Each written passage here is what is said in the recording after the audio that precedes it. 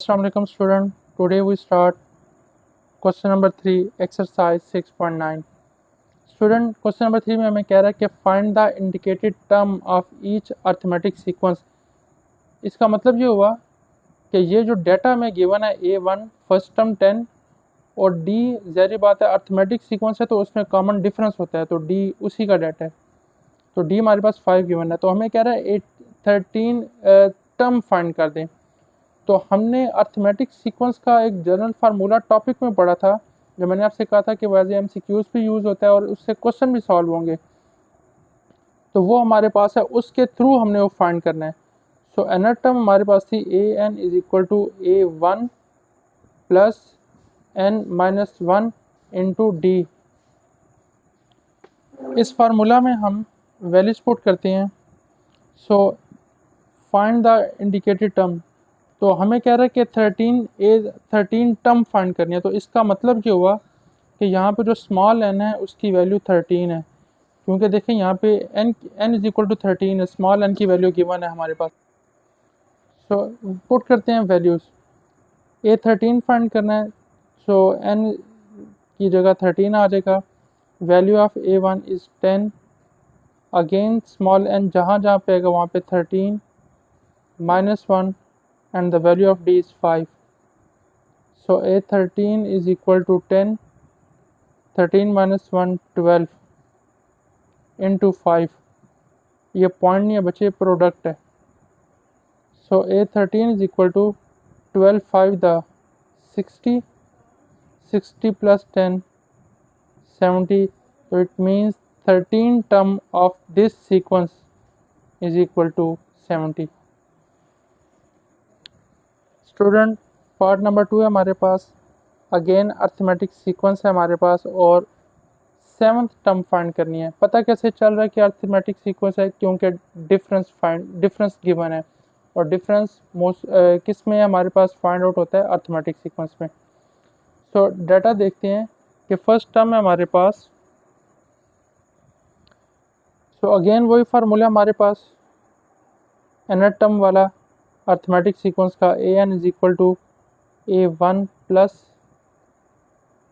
n minus 1 into D हमारे पास। So n की वैल्यू 7 है, so A7 is equal to value of A1 is 47 plus 7 minus 1, value of D is minus 5। So A7 is equal to 47, 7 minus 1, 6 into minus 5.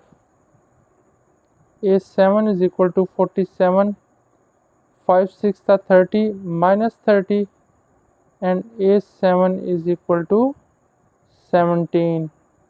This is the 7th term. Student part 3 हमारे पास A1 is equal to 6, D is equal to 9 and find the 8th term. So again arithmetic sequence का data हमारे पास, तो formula लिखते हैं an is equal to A1 plus n minus 1 into d. So small n की value हमारे पास 8 है, 8 A1 6 plus 8 minus 1 into value of d is 9।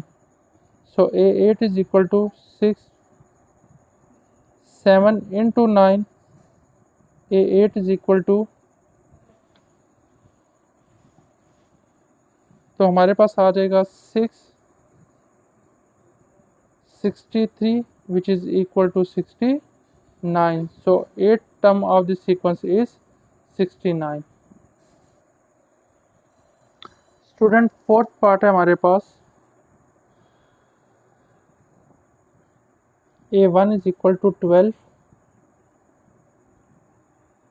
D is equal to minus 7 और फाइंड करना है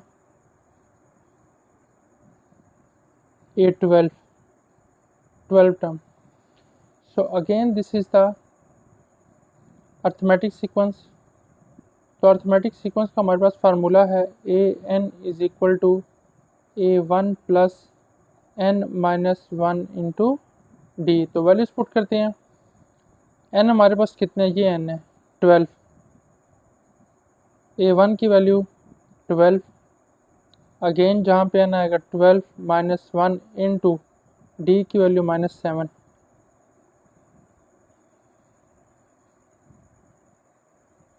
So A12 is equal to 12 as it is, this is 11 into -7.